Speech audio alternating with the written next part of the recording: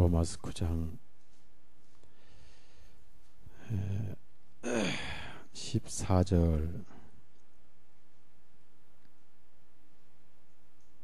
그래서 24절까지, 로마서 9장 14절에서 24절까지 같이 읽습니다. 그런즉 우리가 무슨 말을 하리요? 하나님께 불의가 있느냐? 하나님께서는 금하시느냐? 이는 하나님께서 모세에게 말씀하시기를 내가 긍휼을 베풀 자에게 긍휼을 베풀고 불쌍히 여길 자를 불쌍히 여기리라 하시기 때문이. 그러므로 원하는 자에게서 나지도 아니하고 달리는 자에게서 나지도 아니하며 오직 긍휼을 베푸시는 하나님께로부터 나느니라.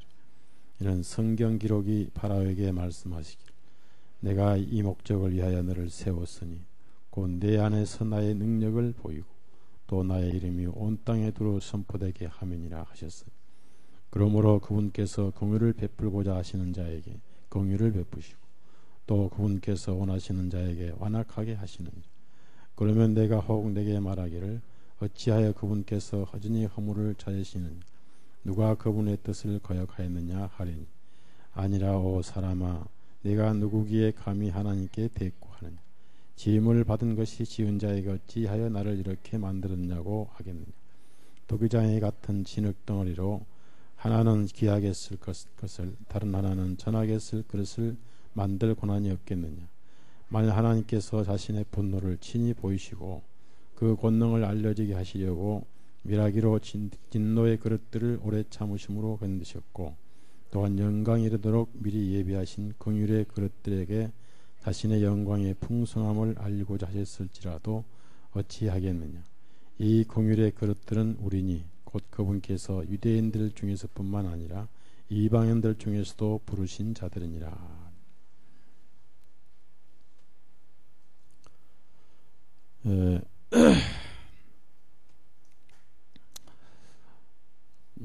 로마서 9장에 지난주에도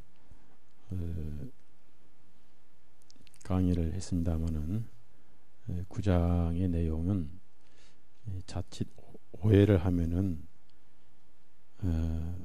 예정론, 그러니까 하나님의 주권을 너무 강조하다 보니까 예정론으로 오해를 받을 수가 있다. 그래서 그런 주권이 아니고 행위를 택하지 아니하고 은혜를 택하신 주권이다 하는 것을 강조를 합니다. 항상 성경은 전후 문맥을 봐야 되고 그 다음에 다른 성경과 조화가 돼야 됩니다. 성경을 왜곡 해석하는 그 사례가 뭐냐면은 다른 성경들과 조화를 맞추지 아니하고 특정 구절이나 특정 성경을 가지고 이것이다 라고 결론을 내다 보니까 오늘날 온갖 교리가 나오고 또 교파가 생기고 그렇게 해서 복음이 왜곡된 것입니다. 그래서 이런 것을 불식시키고 이런 것을 해소하기 위해서 이제 창세기에도 예수님 계시고 레위기에도 계시고 출애굽기도 계시고 그래서 책이 출판이 됐습니다마는 창세기 계신 예수 그리스도도 곧 출판이 될 것이고 또 민수기에 계신 예수 그리스도도 지금 작업을 하는 중입니다. 그래서 모세오경을 보면은 신구약 성경이 다 예수님 책이구나. 그렇게 되면은 특정 구절에다가 이상한 교리를 맞출 필요가 없게 되고 창세기 한 권만 가지고도 신구약 성경을 꿰뚫어 볼 수 있는 그러한 복음이 들어있는 것입니다. 그래서 여기 9장의 그 하나님의 주권은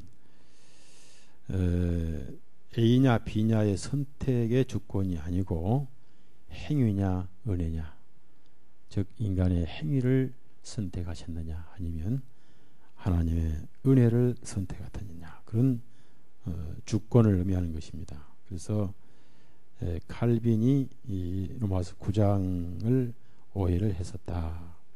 그래서 이제 앞에 주권에 대해서 이제 나오는데 14절에 그런즉 우리가 무슨 말을 하리요? 하나님께 불의가 있느냐? 하나님은 금하신다. 그래서 절대 하나님은 주권을 가지고 계신 분이기 때문에 행위를 붙들었던 이스라엘을 택하지 아니하시고 행위는 전혀 없는 행위는커녕 죄만 가득한 이방인들을 은혜로 불러주신 것은 하나님의 주권이다. 그래서 몇 가지 이제 과거에 주권에 대한 선례를 말씀하십니다.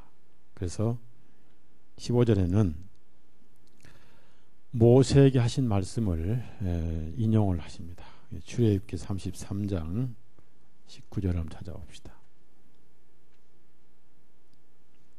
사도 바울은 구약 성경을 잘 아는 사람입니다.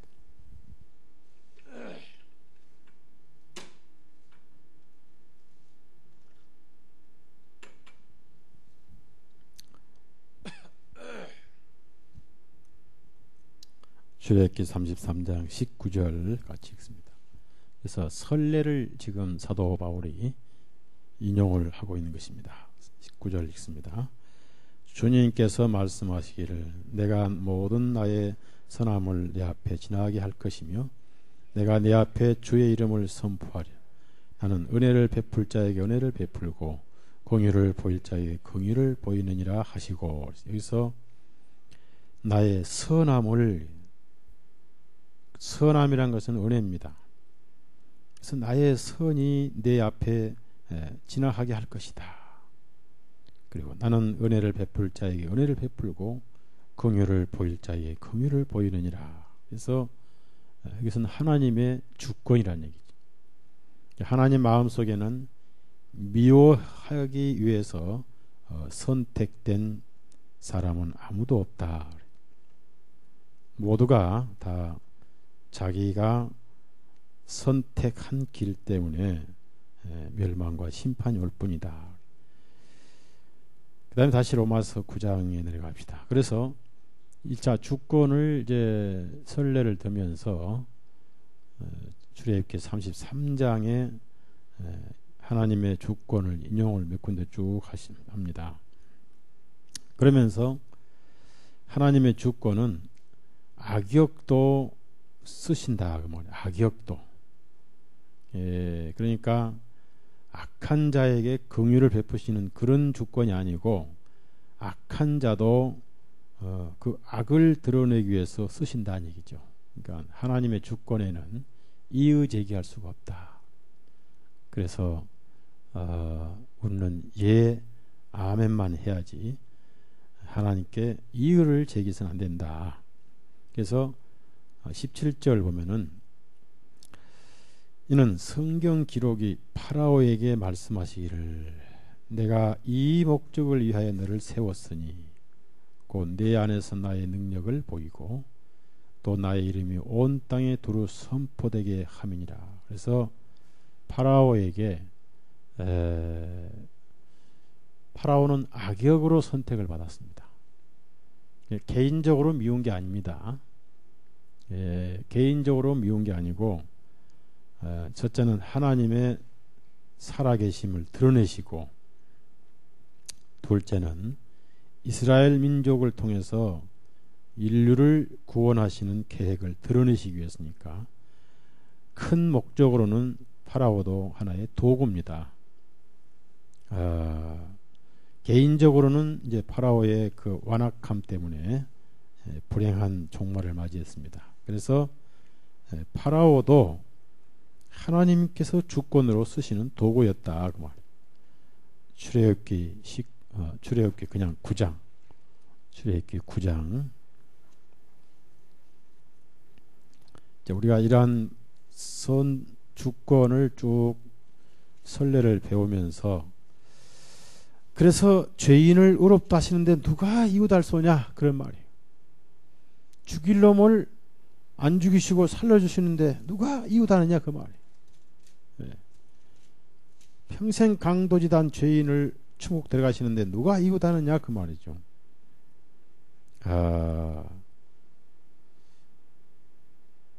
출애굽기 9장 15절 16절 15절 16절 그러니까 악역도 하나님께서 주권으로 쓰신다 그 말. 15절 16절 같이 읽습니다. 이제 내가 내 손을 내밀어 역병으로 너와 네 백성들을 치면 네가 땅으로부터 끊어지리.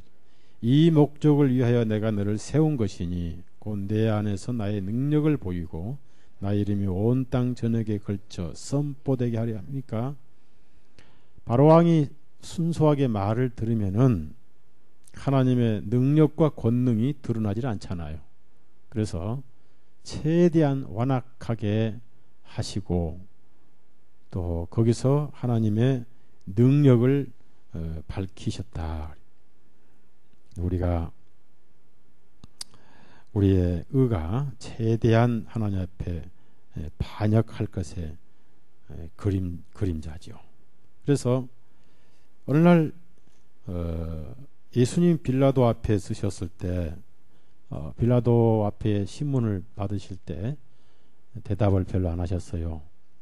빌라도가 내가 너를 놓을 권세도 있는데 왜 대답하지 않느냐, 왜 너를 위해서 변론을 하지 않느냐. 그러니까 예수님께서 하늘에서 주시지 아니하면 그런 권세가 없다.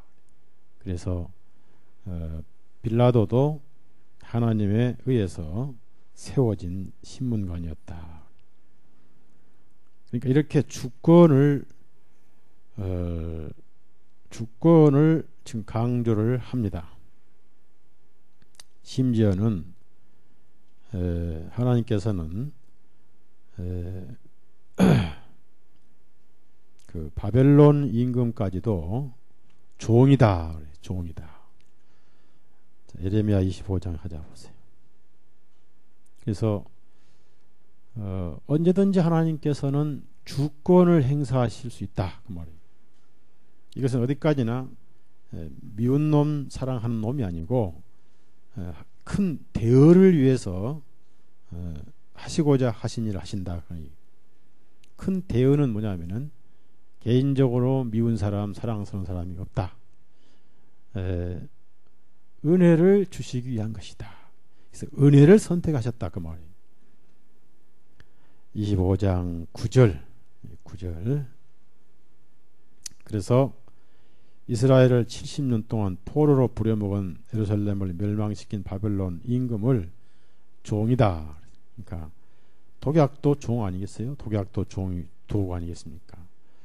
사람을 죽이는 칼도 일종의 도구죠. 뭐든지 주권을 강조를 하는 겁니다. 9절 읽습니다.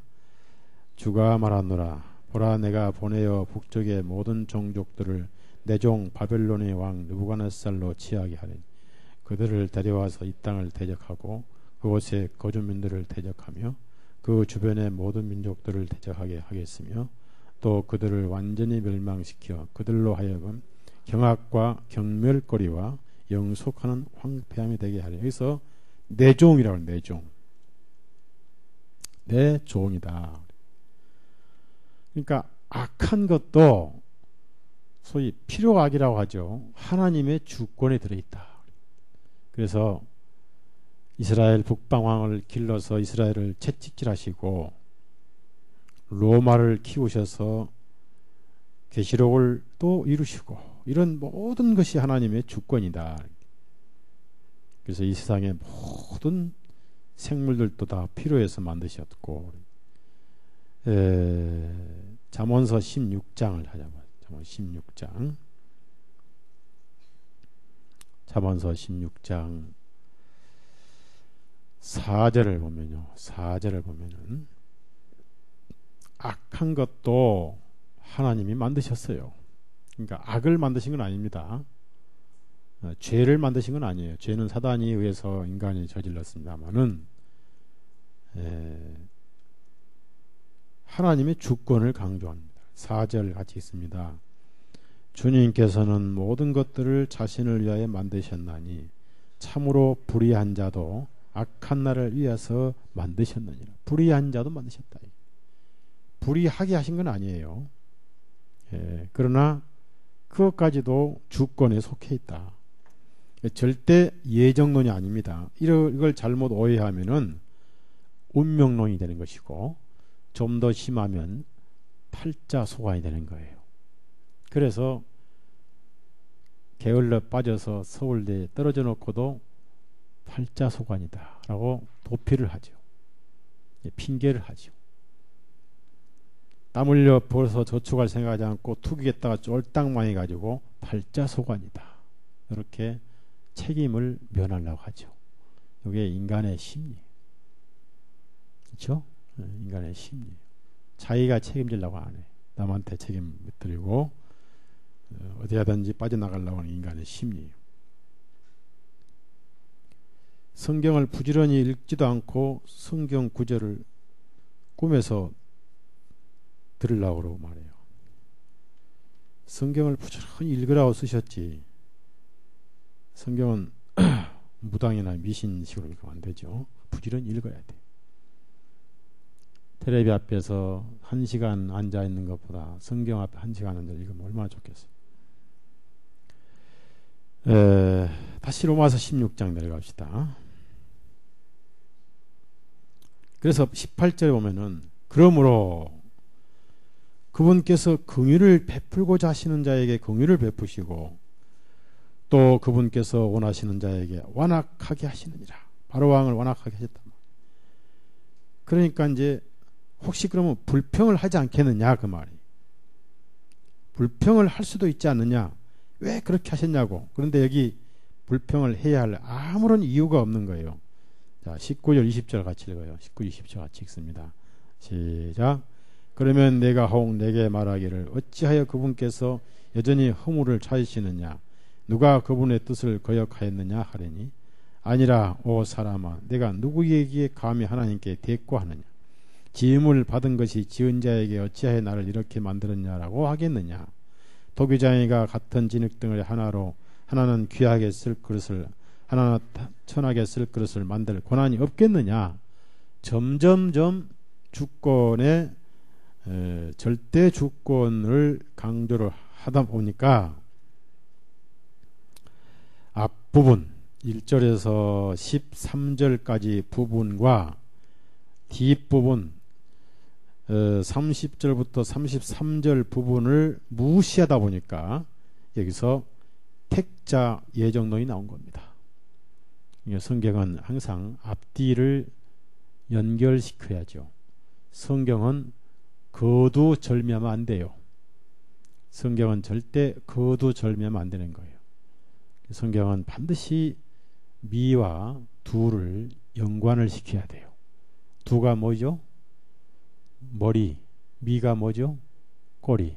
그래서 성경은 거두절미하면 안 돼요. 그러면 이게 갈치토막인지 꽁치토막인지 몰라요. 항상 앞과 뒤를 정확하게 연관시켜야 돼요. 그리고 너무 절의 절 숫자에 연연하지 마세요. 이 절은 원래 없었어요. 제가 확실히 믿거니와 이건 사단이 만들었습니다.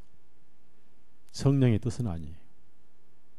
그래서 우리가 돈이 되면은 사단이 넣은 절을 없앨 성경을 만들 거예요. 성령의 뜻이라면 처음부터 만들었어야지 1500년 동안 있다가 만든 게 말이 안 되거든. 이 절 없는 성경을 가졌던 그리스도인들은 전부 순교할 수 있었어요. 절이 있는 성경을 나오면서부터 신앙이 잠들었어요. 말씀이 생명이 되지 못하고 있다는 거예요. 그래서 제 기도가 처음부터 성경을 원상회복해야 되겠다. 절 없는 성경이 기필코 제 생애에 나올 거예요. 문제는 돈입니다. 돈이 문제. 때가 되면 하나님께서 돈을 주시겠죠.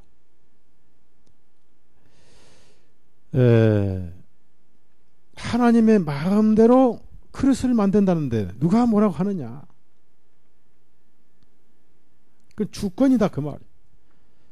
그러니까 이스라엘이 버림받는 것은 하나님의 주권인데 그렇다고 이스라엘을 미워서 그러느냐? 그건 절대 아닙니다. 왜 이스라엘이 믿겠습니까? 자, 에레미야서 18장 또 30절을 봅시다. 왜 이스라엘이 믿겠어요? 자식을 10명을 낳는데 누가 10명을 미워하겠어요? 예?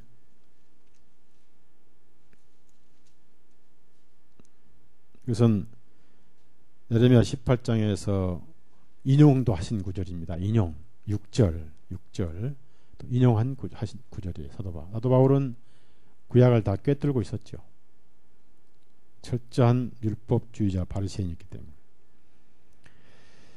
그런데 이때는 사도 바울이 성경을 보려면 그 서재에 들어가서 두루마리를 찾아야 되는데 얼마나 힘들었겠는가. 요즘에는 한 손에 성경을 다 들고 다니니 옛날로 말하면 창고 하나를 들고 다닌 거예요. 창고 하나를. 감사해야 돼요. 정말 감사해야 돼요. 창고 하나를 들고 다니는 거예요. 추록 하나를.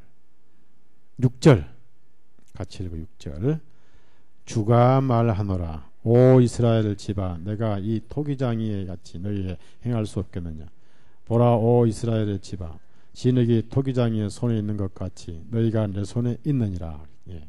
이것을 인용하시면서 그래서 하나님께서 자신의 분노를 친히 보이시고 그 권능을 알려지게 하시려고 밀하기로 된 진노의 그릇들도 있으시고 또 영광에 이르도록 예비하신 긍휼의 그릇들에게 자신의 영광의 풍성함을 알리고자 하셨을지라도 어찌 하겠느냐 그 말. 어찌 여기에 이의를 제기하겠느냐 그 말. 로마서 다시 9장 내려갑시다. 이제 굉장히 중요한 논리로 이렇게 사도 바울이 몰아갑니다. 그런데 사도 바울이 그 언어에는 굉장히 그 기운이 없었어요. 몸이 약해가지고. 근데 글에는 힘이 있었는데 특히 로마서를 쓸 때는 아마 글 쓰는데도 히브리어를 알고 헬라어를 알지만은 로마 교회에 보낸 편지다 보니까 자기가 글 쓰는 것보다 대필하는 것이 훨씬 좋겠다 해서 심혈을 기울여서 쓴 것이 로마서입니다. 그래서 로마서는 대필자가 있어요. 그래서 로마서의 그 합작품이죠. 그래서 말하는 자와 대필하는 자와의 합작품으로 이루어진 것이 로마서이기 때문에 역사 이래 로마서를 통해서 예수님을 만난 분이 많아요. 루터도 마찬가지고 또 웨슬레도 루터의 이 로마서 강해집을 듣다가 구원을 받았고 일본의 우찌무라 간조도 마찬가지고. 그래서 로마서는 참 중요합니다. 그래서 제가 그 극동방송국에 방송할 때 로마서를 강의한 것이 종교에서 복음으로 저게 책이 많이 팔렸어요. 한 4판 5판인가 나갔는데 이제 많이 팔리고 집회 다니고 사람이 많이 모이니까 저걸 가지고 또 때리는 사람도 있고 그래서 살았으니까 때리는 것이지 죽은 사람은 맞지도 않지요. 그러니까 그들을 맞아서 지금은 약간 기우뚱하고 이렇게 됐지만은 오뚜기 같이 복음은 일어나죠. 70번씩 7번 일어나죠. 자 22절 보면 하나님께서 자신의 분노를 친히 보이시고 그 권능을 알려지게 하시려고 멸하기로 된 진노의 그릇들을 오래 참으시려 견디셨고. 이것은 뭘 의미합니까? 이집트의 바로왕도 해당이 되지만은 진노의 그릇은 바로 믿음에 의하지 않는 그릇이에요. 그러니까 행위는 관심 없다는 얘기예요. 행위는. 예. 하나님은 처음부터 인간의 행위를 인정하지 않으십니다. 그리고 이 복음을 듣고 나서 그 행위는 복음이 생명이기 때문에 당연한 과정이고 열매이지 그것이 조건도 아니고 목적이 아닙니다.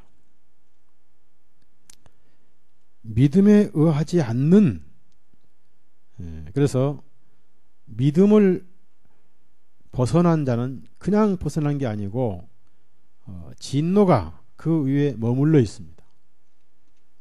로마서 3장 36절. 그러니까 믿지 않아도 그만이 아니에요.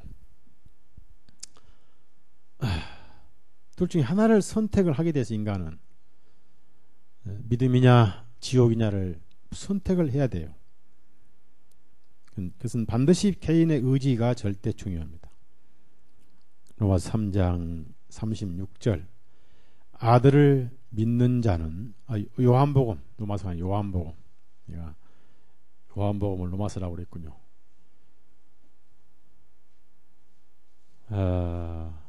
요한복음 3장 36절 같이 읽습니다.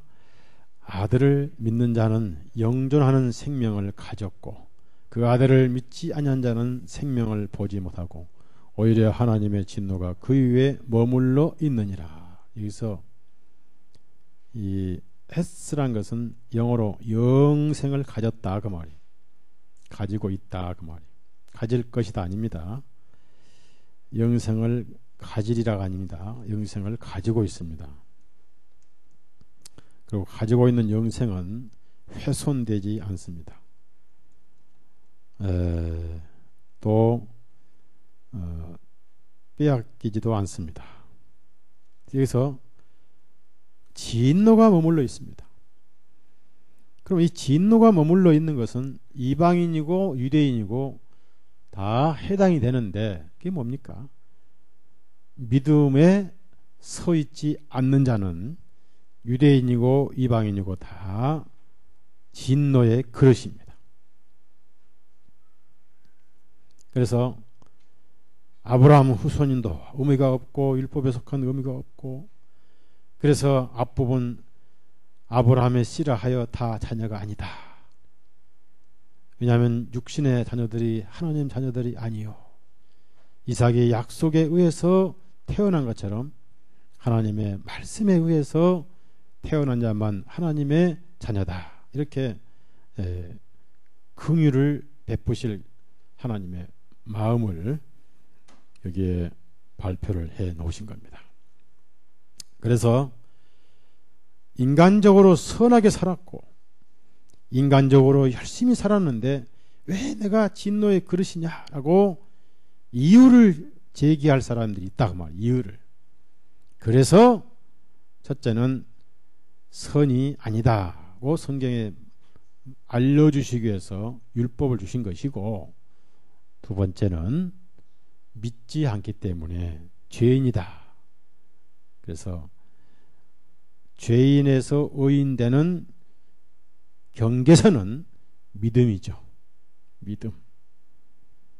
믿음이란 선을 넘어서면 의로운 자가 되어버리고 거기에 행위는 전혀 배제가 되어 있다. 중요한 말씀이죠. 그래서 행위는 하나밖에 없어요. 예수 그리스도의 행위. 그분을 제외하고는 어떤 것도 행위가 될 수가 없습니다. 하나님은 그 안에서 내가 기뻐한다. 인간에게는 행위는커녕 저주가 임해야 되는데 저주를 복으로 바꿔주신 분이 바로 예수 그리스도다. 좀 놀라운 말씀입니다. 그래서 로마서 9장 11절을 다시 한번 읽어요. 그래서 행위가 하나님의 관심이 없다고 기록된 말씀을 가장 절실하게 표현한 구절이 11절입니다. 11절 읽습니다. 그 자녀들이 아직 나지도 아니하고 무슨 선이나 악을 행하지도 아니한 때 택하심에 따른 하나님의 계획이 행위들에 의해서가 아니라 오직 부르시는 그분에 의해서 이루어지게 하시려. 자, 행위들에 의해서가 아니라 오직 부르시는 그분, 즉 은혜로 그 말이에요. 즉 믿음으로 그 말이에요. 여기는 죄가 아무리 많은 사람도 죄 많고 적고는 행위죠. 행위와 관계가 없이 은혜로. 그래서 은혜 아래서는 죄인이 아무도 없습니다. 행위 안에서는 다 죄인이에요. 행위로 볼 때는 하나님 앞에 갈 자가 아무도 없어요. 그래서 은혜로 부르셨으니까 은혜 안에서는 못 갈 자가 아무도 없어요. 안 가는 자는 있어도 못 갈 자는 없어요.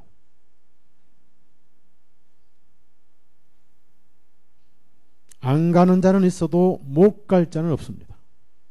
그러나 오늘 저와 여러분은 은혜 안에서 하나님 안에 들어왔습니다. 이미 들어와 있습니다. 이것이 그리스도인인 거예요. 그럼 누가 긍휼의 그리스도이냐? 그렇게 유대인들이 앞장서서 잘난 체 했는데 그 잘난 체 한 것 때문에 사실은 저주의 그릇이 되어버렸고 오히려 내세울 것이 아무것도 없는 이방인이 긍휼의 그릇이 됐다. 자, 그래서 이웃 알지 말라라고 논리를 전개해 갑니다. 23절 24절 로마서 9장 23절 24절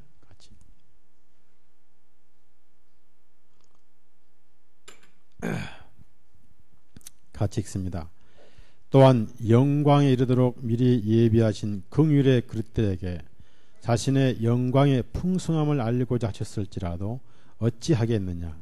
이 긍휼의 그릇들은 우리니 곧 그분께서 유대인들 중에서뿐만 아니라 이방인들 중에서도 부르신 자들이니라. 그래서 이 긍휼의 그릇들은 우리니. 그래서 우리니. 이 우리란 것은 유대인과 이방인 사이에 거듭난 그리스도인을 말합니다. 그래서 이 우리란 것은 유대인이 아닙니다. 지금 여기 성경은 로마에 있는 교회에게 보낸 편지예요. 로마에 있는 유대인에게 보낸 편지가 아니에요. 로마에 있는 이방인 유대인으로부터 불러낸 새로운 그룹인 교회를 위해 보낸 편지예요. 그래서 그 교회가 우리라. 그래서 유대인 중에서뿐만 아니라 이방인들 중에서도 부르신 자들, 여기에는 행위로 부름받은 사람은 아무도 없다. 여기는 죄 많은 자들이 많이 와 있다. 그래서 잘난 자들은 왜 그 죄 많은 사람들을 받아주셨냐고 따지는 것을 입을 막는 겁니다. 사실 예수님이 세리와 죄인들과 함께 잡수실 때 그걸 제일 불평불만했던 사람들이 바로 바리새인들이었잖아요. 그래서 바리새인들은 천당 데려다 놔도 도망을 갈 거예요. 자기가 제일 싫은 죄인들이 다 와 있거든. 그 죄인들을 보기 싫어서 지옥을 갈 거예요. 근데 내가 죄인 되면 오히려 감사하죠. 그래서 죄인들은 참으로 기적이고 참으로 은혜죠. 그래서 이방인들은 율법은 없었지만은 양심은 있었습니다. 아무리 미개인도 양심은 있어요. 오히려 잘난 문명인들이 양심이 태화됐습니다. 그래서 양심에 의해서 자신들의 허물과 죄를 알고 있었기 때문에 이방인들은 은혜를 굉장히 감사히 받았습니다. 그래서 이방인들은 이 은혜를 거절할 수가 없었어요. 오히려 믿어지지 않았죠. 이런 은혜가 있느냐 그 말이에요. 이런 하나님이 계셨는가? 그러나 성경은 사실이죠. 마지막 강도에게 네가 오늘 나와 함께 낙원에 있으리라. 그것이 복음이죠. 강도에게 낙원에 있으리라. 그건 강도가 낙원에 있게 된 은혜를 받은 것은 자기 죄를 시인해서 그것이 공로가 된 것은 아니에요. 그건 과정이고 예수 그리스도를 믿었습니다. 영혼을 맡겼어요. 그래서 믿음이 굉장히 중요합니다. 우리가 마지막 운명할 때의 믿음이 중요한 거예요. 그때 가서 믿음의 진수가 드러납니다. 자, 다시 25절 이제 봅시다. 25절. 그러면서 이제 이방인들을 하나님이 받아주신다 그 말이에요. 그럼 이방인들은 어떤 사람들이냐면은 이스라엘 사람들이 아주 경멸하는 사람들입니다. 이방인들하고 같이 먹을 수도 안 되고 손잡아서 안 되고 인사해서도 안 되고 얼마나 이방인들을 멸시했습니까? 그래서 베드로는 이방인하고 먹다가 유대인이 오니까 살짝 자리를 피할 정도로 이방인들을 경멸한 것이 유대인들이. 잘 보세요. 여러분이 한국에는 유대인들이 별로 없지만 미국 가면 유대인들이 굉장히 많아요. 그래서 이스라엘 사람들은 항상 오른손을 가지고 이 오른손이 권위손이에요. 권능. 그래서 항상 뭐든지 오른손으로 해요.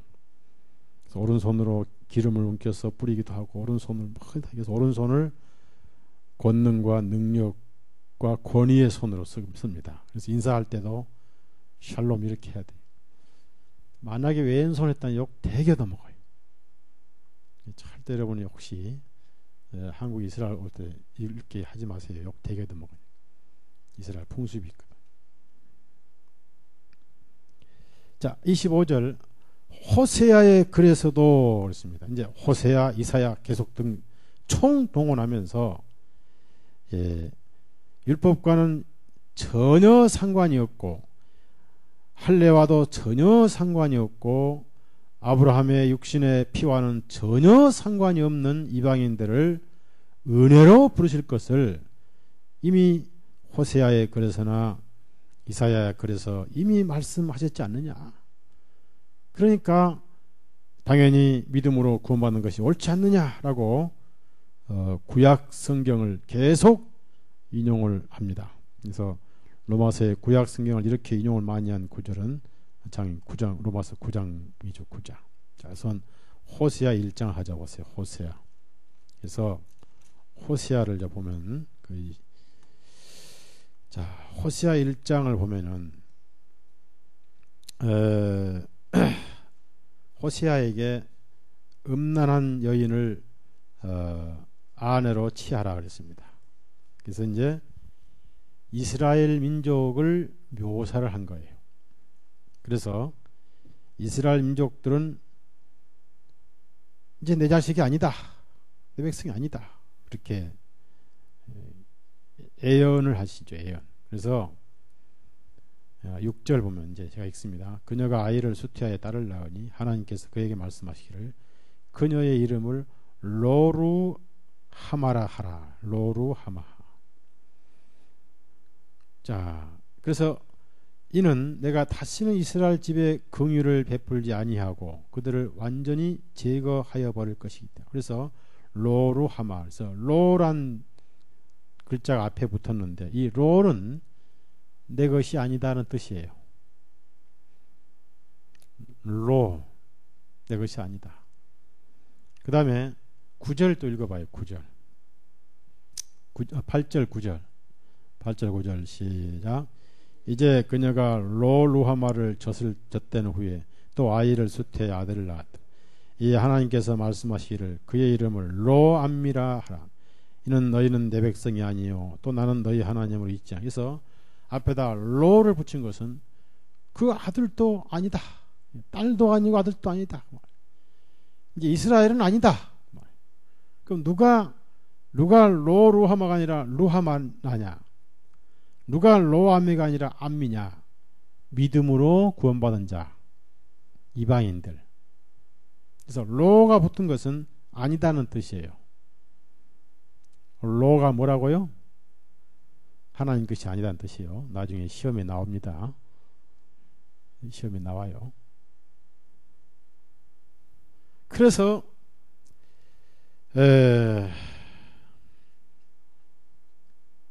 나중에 이스라엘 사람들이 너무 섭섭해서 다시 하나님 자손이라고 부를 때 앞에 로자를 빼고 다시 말을 합니다. 2장 1절. 2장 1절. 이제 하나님이 받으신다 그런 뜻이죠. 잘나서가 아니라 은혜로 받으신다 그 말. 2장 1절. 시작. 너희는 너희 형제들에게 암미라고 말하고 너희 자매들에게 루하마라 말하라. 여기서 로자가 빠졌죠. 이제는 받으신다 그 말. 행위로는 아니고 은혜로는 받으신다 그 말이에요. 참 좋죠? 예? 볼 때는 참 여러분 배터리가 다 떨어진 것 같아요. 반응이 말씀 들어도 반응이 별로예요. 그러니까 배터리 다 떨어져서 빨간불이 나온 것처럼 그런 것 같아. 새 힘을 얻어야 돼. 새 힘을. 예. 예? 자, 2장 다시 2장 23절 보세요. 하나님 백성이 아니었던 자들을 하나님 백성으로 만드신다. 2장 23절 읽습니다. 시작. 내가 나를 위하여 그녀를 그 땅 속에 부를 것이요 긍휼을 얻지 못하였던 그녀 위에다 긍휼을 베풀 것이며 또 내가 내 백성이 아니었던 그들에게 말하기를 너는 내 백성이라 하려니 그리하면 그들이 말하기를 주님은 나의 하나님이시다 하리라 하시니라. 여기 우리 신앙 고백이 들어있잖아요. 여기 나와 있는 23절의 마지막 바로 우리 자신 아니겠어요? 백성이 아닌 자가 하나님 백성이요. 왜? 행위로는 될 수 없지만 은혜로 부름받아서 됐잖아요. 그것을 호세아에도 이미 그렇게 하였지 않느냐. 사랑받지 못하였던 자를 사랑받는 자라 부르라고 했지 않느냐. 그래서 이것은 하나님의 은혜다. 하나님의 주권이다. 그러면 그 주권이라는 의미는 하나님께서 아무 이유도 없이 김씨 이씨를 택했다는 뜻은 전혀 아닙니다. 그건 아주 잘못된 예정론입니다. 그건 철학이죠. 스토아 철학이고 그거는 사단이 만든 왜곡된 복음이에요. 그래서 한국에 장로교가 많은 것은 큰 불행입니다. 참 이래서 제가 항상 한 단계 높은 소리 듣죠. 큰 불행이에요. 개정론. 그 당시 칼빈은 그 당시에는 빛이었어요. 워낙 카톨릭이 강했던 시대니까 카톨릭을 까부시면 누구든지 그 당시에는 빛이 났는데 카톨릭을 까부시면서 오히려 사람을 58명을 죽인 사람이 칼빈이. 어떻게 복음이 사람을 죽입니까? 죄인을 구원시킨 게 복음이지. 칼빈은 하늘나라에 있는지 없는지는 아직 헷갈려서 성령님은 그렇게 죽이지 않잖아요. 근데 그것이 감춰져 있어요. 다시 로마서 9장 자 27절 또 이사야까지 들고 하여튼 출애굽부터 전부 다 인용을 해 사도 바울. 출애굽기 예레미야 뭐 하여튼 다 인용을 해요. 이것이 설교예요. 성경 얘기한 게 설교, 다른 얘기 안 하고 성경 얘기. 자 27절 또 읽으세요. 27절 시작.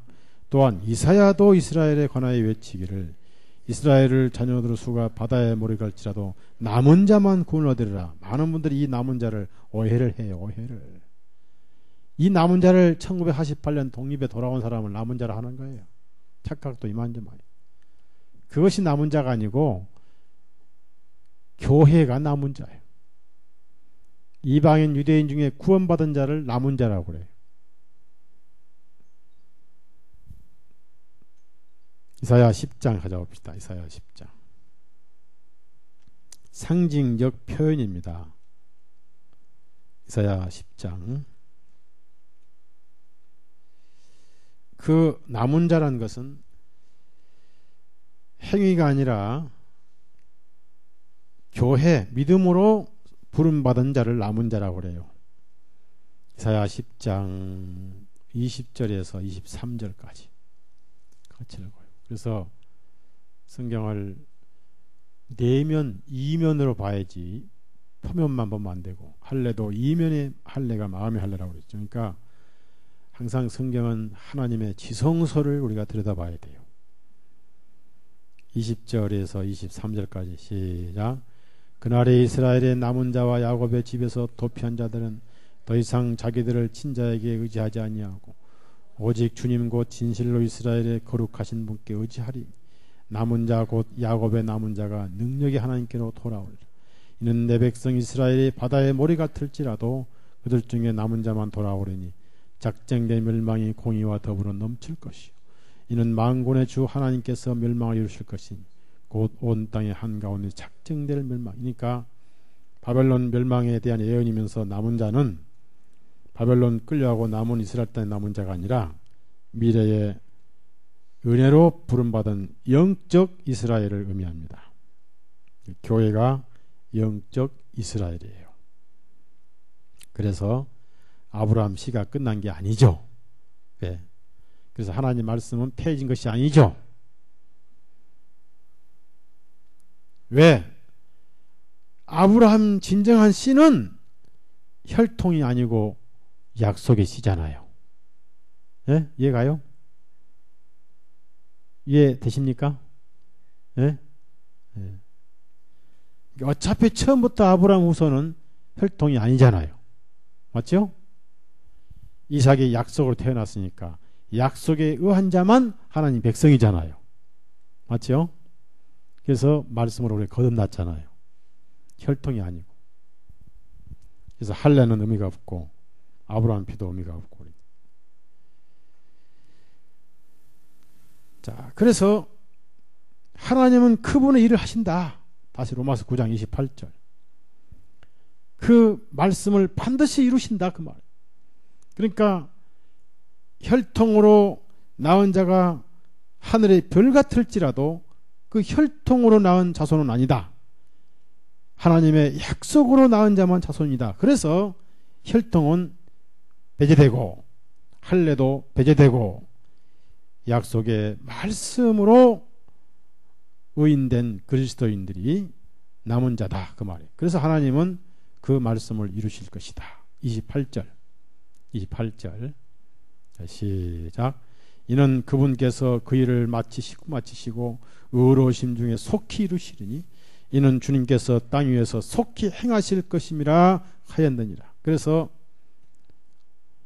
집회 때 한 사람 거듭나면 곧 누구 후손이 되는 거예요? 혈통이요, 약속이요. 맞습니다. 그래서 아브라함은 믿음의 조상이지 혈통의 조상이 아닙니다. 예, 행위의 조상이 아니에요. 아브라함이 믿음으로 의인됐고 또 아브라함이 약속으로 이삭을 얻었고 그래서 우리는 약속의 자녀다. 그래서 우리가 진정한 이스라엘입니다. 그래서 이스라엘, 육적 이스라엘은 더 이상 하나님 마음이 없어요.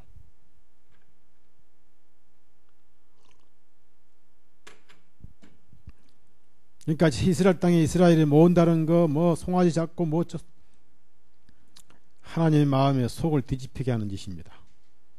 그것을 못하게 하시려고 불태워 버리는데 그걸 또 세운다니. 말도 안 되는. 그리고 그것을 못하게 하시려고 흩어버리셨는데 이스라엘 땅에 오라오는 것은 이스라엘 땅의 것은 하나님 성경과는 전혀 상관이 없다. 하나님의 의를 도전하는 짓을 하고 있다. 그래서 이 예수회가 그렇게 이스라엘 땅으로 불러들이고 있는 거예요. 다시 이사야 9장 29절을 또 봅니다. 또 이사야가 나옵니다. 이사야가 미리 말한 바와 같이 만일 만군의 주님께서 우리에게 한 씨를 남겨두지 아니하셨더라면 우리가 소돔과 고모라와 같으니까 이렇게 은혜로 부르지 않으시고 약속으로 부르지 않으셨다면 이미 끝났다 그 말. 이미 끝나버렸다. 그래서 하나님은 결코 실패하신 분이 아니다. 하나님은 결코 넘어지는 분이 아니다. 자, 그래서 그럼 이스라엘은 왜 그들이 버림을 받았느냐 그 말이에요. 그 이스라엘도 얼마든지 하나님의 자녀가 될 수 있었는데 왜 버림을 받았느냐. 서두와 절미가 중요하다 그 말입니다. 그래서 미가 중요하다. 근데 성경은 그어도 절미하면 안 된다고 그랬죠. 꼬리를 잘라서도 안 되고 머리를 걷어서도 안 된다. 이사야 65장 1절 한번 찾아봅시다.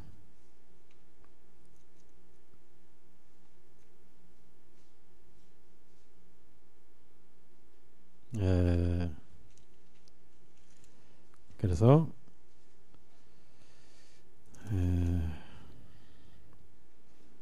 이방인들을 부르실 수밖에 없는 것은 은혜고 그 방법은 약속으로만 가능하다. 행위로는 갈 수가 없다. 너무 허물이 많다 보니까. 자, 65장 1절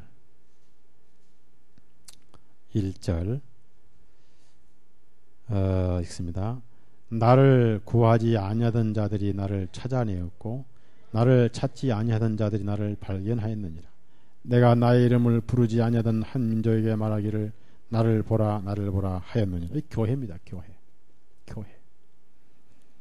뭐 육신적인 어떤 민족이 아니에요. 교회. 그래서 교회만 있고 이제 이방인만 있지 이제는 유대인 이방인이 없어요. 지금도 정통 유대인들 손에는 신약 성경은 찾을래야 찾을 수가 없습니다. 불쌍한 사람들이. 참 불쌍한 사람들.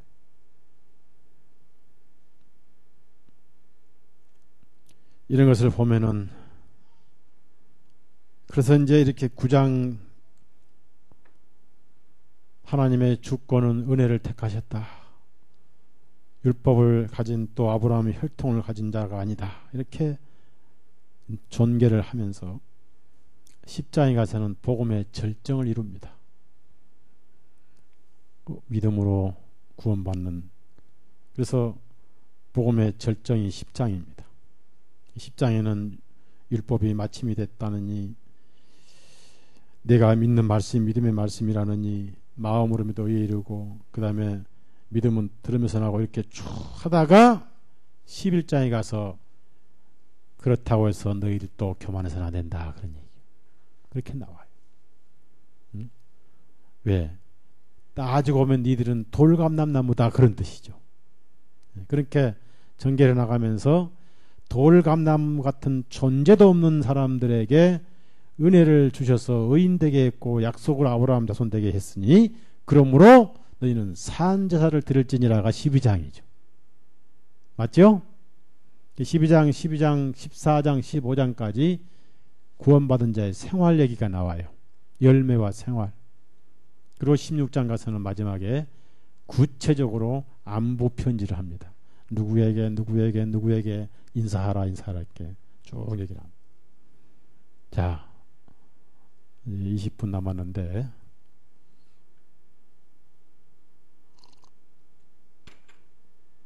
여러분이 몰려오시고 가시는 시간도 필요해서 수요일 날은 좀 일찍을 끝내겠습니다. 그리고 이렇게 들을 수 있는 게 참 좋죠. 좋고 쓰나미가 25만 명을 쓸어버렸습니다. 장례식도 치르지 못하고 다 쓸어버렸는데 그 자유로운 관광지에 죽음의 사신이 올 것을 누가 알았느냐? 한국은 예외냐? 아니죠. 요즘 대가는 꼴이 그러한 일들이 한국에도 반드시 실현될 것이다. 사단은 발악하고 있기 때문이다. 그래서 오늘 이런 자유가 있는 건 감사하고 이런 기회가 있는 것은 복이죠. 복. 미처 도피할 시간도 없이 모든 것이 끝날 수도 있다. 로마서 9장 30절 봅시다. 30절. 자, 이제 9장에 대한 이제 단락의 결론을 내립니다. 그래서 9장까지 이렇게 오면서 10장에 가서 믿음이 뭔가를 쭉 설명을 해요. 이렇게 10장 가면 그렇게 마음이 편해요. 그렇게 쉽고. 그래서 믿음은 가까운 데 있구나. 어려운 게 아니구나라고 이제 10장에 설명하고, 그런데 11장에 또 이방인이 교만할까 봐서 니들은 돌감남나무다. 그러니 높아지지 마라 이렇게 얘기를 하면서 12장에 구원받은 자의 그 변화가 뭐냐, 이 사안제사가 나오는데 계속해서 공부를 할 것입니다만은 오늘 9장의 결론을 내겠습니다. 30절에 이제 무슨 말을 하리요? 그럼 하나님의 주권은 뭐냐 그 말이에요. 이제 하나님의 주권의 내용이 들어갑니다. 이건 칼빈의 택자가 아니에요. 그래서 장로교는 예정론을 앞세웁니다. 그래서 교회 나오면 무조건 택했기 때문에 나왔다 이렇게 하거든요. 그리스도의 보혈은 거기서 색깔이 변해버리죠. 그리스도의 공로가 약해져 버리고 예정론이 구주가 되어버려. 장로교는 예정론이 아주 위험한 교리예요. 한국의 장로교가 이렇게 많은 것은 뭐냐?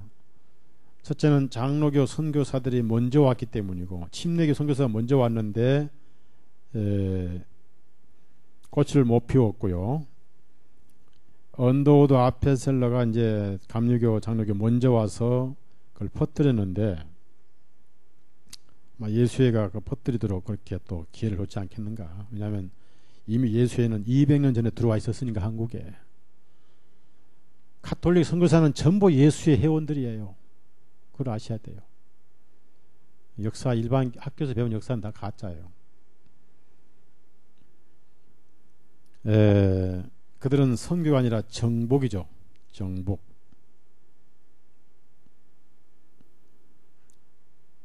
장로교가 먼저 와가지고 남쪽으로 와선 장로교, 북쪽으로는 감리교. 그래서 이 인천을 중심으로 감리교가 번성해서 남쪽에는 전라도는 거의 다 장로교가 번성하고 이렇게 돼버렸어요. 나중에 이제 미국의 남침도교 와가지고 이제 그나마 침례교가 좀 번성을 하고 있습니다만은, 두 번째 장로교가 한국에서 쉽게 뿌리를 내릴 수 있었던 것은 예정론하고 한국인들이 가장 잘 핑계대는 무슨 자 소관이죠? 팔자 소관하고 맞거든요. 그래서 택자란 말이 먹혀들어 버린 거.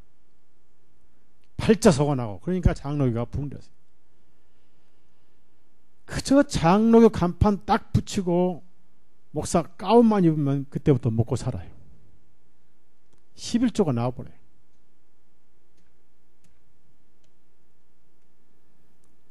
설교 길게 할 필요 없어. 서점 가면 설교지 엄청나게 쏟아져 나옵니다. 서론, 본론, 결론, 첫째, 둘째 해놓고 그냥 끝하고, 목사가 할 건 딱 하나. 우선 가운을 잘 입어야 되고 목소리만 좀 약간 거룩하게 하면 돼요. 그러면 먹고 살아요. 한국에 딱 밥벌 이보다 더 좋은 게 없어. 하이칼라. 그리고 제일 목사가 많이 써야 할 말이 축복만 부지런히 빌어주면 돼. 축복. 손이 길어야 돼요. 축복하여 주시옵소서.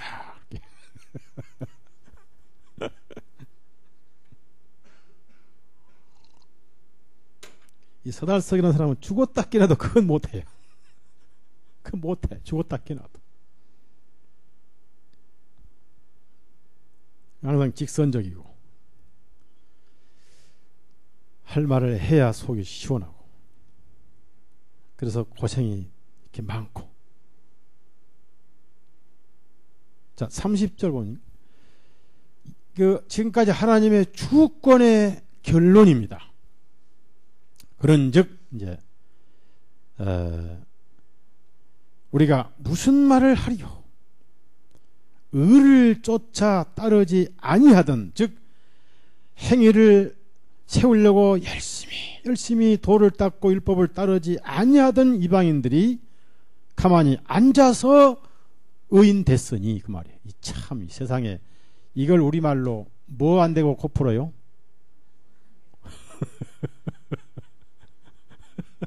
참, 그 다음에 뭐 표현이 많이 있잖아요. 뭐 생각지도 않은 뭐 굴러온 떡 있죠. 그래서 갑자기 굴러오니까 웬 떡이냐 그러잖아요. 그렇게 이렇게. 근데 뭐냐? 거기서 의를 얻는 유일무이한 비결은 믿음이다, 그 말. 곧 믿음에서 난 의라. 결국은 1장으로 돌아가죠. 1장의 내용이 의죠, 의. 자, 1장, 로마서 1장. 로마서 1장. 그 복음은 능력이다 그랬어요. 복음은 능력이다. 그래서 1장 16절. 그러니까 결국은 1장이나 9장이나 똑같은 얘기예요. 똑같은 내용이에요. 1장 16절. 자, 시작. 복음을 부끄러워하지 아니하나니 이 복음은 모든 믿는 자들을 구원에 이르게 하시는 하나님의 능력이기 때문이라. 먼저는 유대인에게 또한 그리스도인들. 자, 여기에 그리스도인들도 집어넣은 것, 그리스도인을 집어넣은 것은 행위는 아니다, 그 말입니다. 행위는 아니다. 그래서 우리가 그리스도인에게 해당되죠. 예, 그리스도인은 뭡니까? 율법도 없고 하나님도 없고 우상이 가득한 그런 민족이었습니다. 그래서 그리스도인들은 제우스를 섬겼고, 한국 사람들은 제우스를 섬기지 않고 불상을 섬기지 않아도 동물을 섬겼습니다, 여러분. 그래서 구정 다음 날에 무슨 날 섬겼고, 또 무슨 띠냐고 할 때 개띠다. 이미 그 사람은 동물을 섬기고 있는 거예요. 네. 무슨 띠시죠, 형제님은? 지난주에 참석하셨구나. 토끼띠, 소띠, 우상 숭배야. 숭배하고 있는 거예요. 자기를 토끼, 개 위치로 내리는 거예요.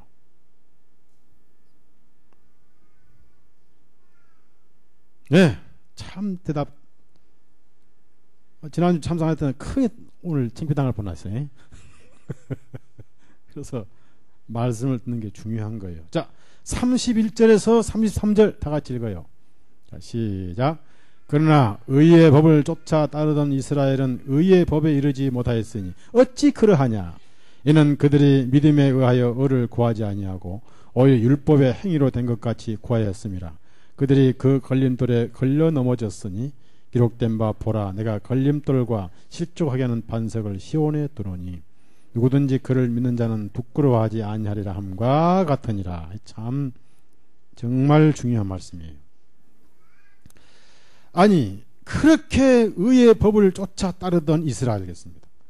하여튼 생활이 거룩하고 하루에 2번씩 금식기도 하고 뭐 일주일에 2번씩 금식하고 그렇게 의를 지킨 유대인들은 왜 의인되지 못했는가? 그건 안 맞지 않느냐, 그 말이에요. 그래서 도대체 인간의 이성으로 이해할 수 없다. 그래서 32절에 어찌하여 그러냐라고 질문을 해요. 왜 이런 일이 발생하냐, 그 말. 그래서 이걸 갖다가 10년 공부 무슨 탑을 해요? 에? 나무, 에? 도로아미 탑을이요? 사오지가 타불을 바꾸면 불타, 그 말이에요. 불타. 그렇죠? 불타버린다, 그 말이에요. 그걸 불교로 타불. 무슨 의미가 있냐, 그 말이에요. 너무 도무지 이해가 안 된다. 그래서 어찌하여 그러냐 물어놓고 이는 그들이 믿음에 의하여 의를 구하지 아니하고 오히려 율법의 행위로 되는 것 같이 구하였습니다. 그래서 망했다. 이야. 이는 그들이 걸림돌에 걸려 넘어졌으니 그렇습니다. 그래서 행위를 찾는 사람들은 믿음이 걸림돌입니다. 도대체 이해가 안 가거든. 그래서 넘어져 버려요. 자, 이사야서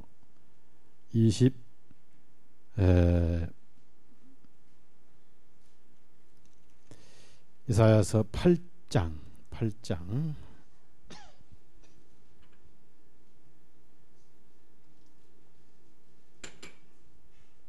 14절 8장 14절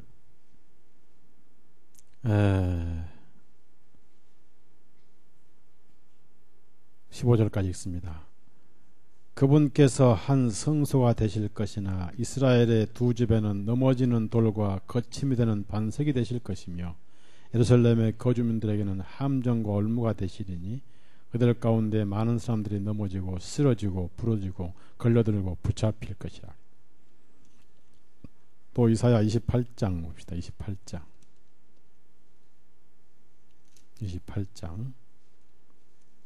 16절. 그러니까 이해가 안 된다 그 말은 그것이 걸림돌이 넘어진다 그 말이에요. 예수님을 걸림돌이다. 16절 있습니다. 그러므로 주 하나님이 이같이 말하노라. 보라, 내가 시온에 한 돌을 기초로 두었나니 시험된 돌이요 한 귀한 모퉁이 돌이며 확실한 기초라. 믿는 자는 성급하게 되지 아니하리라. 그래서 바로 이 돌이 예수님인데 여기도 중요한 것은 믿는 자. 그래서 아까 로마서 9장 30절에 누구든지 그를 믿는 자는 그래서 믿음이지 행위가 아니다. 그래서 행위를 붙은 자는 믿음이 걸림돌이 되고 넘어지고, 그래서 이스라엘은 예수님이 걸림돌이었다. 그래서 행위가 개찹이고 죄 많은 사람이라도 예수 그리스도를 믿는 자는 하나님 앞에 부끄러워하지 아니한다. 언제 부끄러워하지 않지요? 이 시점은 여러분이 대답을 좀 해보세요. 언제 부끄러워하지 않아요? 묵비권은 없어요. 네? 바로 그거예요. 지금 현재 부끄러워하지 않습니다. 아멘이죠? 지금. 그래서 여러분이 하나님을 아버지라 부르는 거예요. 그것도 아바 아버지라. 우리 개역 성경은 부끄러움 당하지 아니하라 되어 있습니다. 그러나 성경은 부끄러움 당하지가 아니라 부끄러워하지 아니하라가 맞아요. 킹제임스 성경. 왜냐하면 하나님은 아무도 부끄러움을 주시는 분이 아니기 때문에. 네. 하나님은 다 사랑하시잖아요. 세상을 사랑하시는데 누구를 부끄러워하시냐? 누구에게 부끄러움을 주시겠습니까? 다만 믿지 않는 자는 자기 양심 때문에 부끄러워하고 그리스도인들은 부끄러워하지 아니하죠. 그래서 지금 우리가 하나님을 아버지라고 부르어야 돼요. 또 그래야 하나님이 기뻐하시고 그게 하나님의 영광이고, 그래서 그리스도로 오셔서 그 고난을 담당하셔서 죄에 대한 모든 형벌 심판을 마무리하신 하나님이시죠. 그것을 하나님의 사랑이다. 그래서 로마서 9장으로 읽으면서 여기에는 결론적으로 남는 것은 예수 그리스도밖에 없구나. 믿음까지도 공로가 될 수가 없습니다. 여러분이 나중에 천국에 왔을 때 천사가 개인적으로 질문을 할 겁니다. 예를 들어서 장영재님, 권영재님, 김 장로님 어떻게 해서 이 천국에 들어왔습니까? 물어볼 때 내가 예수님을 믿어서 왔지요. 옳은 대답이요, 틀린 대답이요. 또 헷갈려 버려. 내가 믿어서 온 게 아니라 예수님의 피 때문에 왔지요. 예수님의 피에 의해서, 예수님에 의해서 왔지요. 그러니까 내 마음속에는 내가 믿어서는 내 공로예요. 그것이 앞서면 안 돼. 아시겠죠? 예. 이건 오늘 참석하신 분들은 알았는데 다음 주일에 또 물어볼 거야. 다른 사람 다 물어볼 거야. 내가 믿어서 왔죠. 이것도 내 행위이고 내 종교예요. 항상 내 중심에 오로지 예수님이. 나는 믿는 것도 선물이잖아요. 믿는 것도 선물이니까 내가 한 것은 아무것도 없어요. 자, 에베소서 찾아보세요. 왜 그랬습니까? 간단하죠. 에베소서 2장 왜 그렇습니까?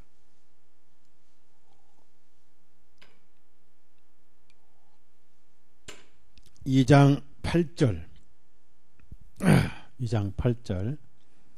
그래서 예수 그리스도의 믿음이라는 말씀이 많이 나오는데 시간상 오늘 이것만 읽겠습니다. 8절 시작. 너희가 믿음을 통하여 은혜로 구원 얻었기 때문이니 이 믿음은 너희 자신에게서 난 것이요 하나님의 선물이라. 영문법에 분명히 믿음이 그게 주어입니다. 주어. 구원은 하나의 동사죠. 그러니까 주어니까 이 믿음은 선물인데 어떻게 선물입니까? 자, 물어봅시다. 이제 믿음이 왜 선물인가? 내가 믿어서 믿어진가요? 말씀을 들어서 믿어진가요? 그러니까 말씀이 먼저잖아요. 듣다 보니까 믿어진 거잖아요. 그러니까 내가 할 건 아무것도 없죠.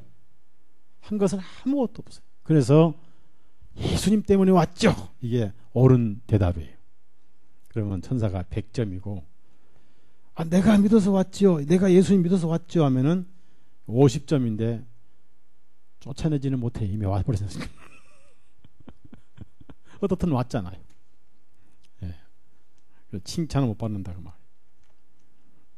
참 아름다운 말씀. 로마서 9장 30절. 내가 어떻게 해서 의인된 것인가. 그래서 자랑할 것도 없고 교만할 것도 없다. 로마서 9장 30절이 바로 우리에게 큰 위로가 되죠. 다 같이 읽습니다. 한 번 더. 그런즉 우리가 무슨 말을 하리요? 의를 쫓아 따르지 아니하던 이방인들이 의를 얻었으니 곧 믿음에서 난 의니라. 기도합시다.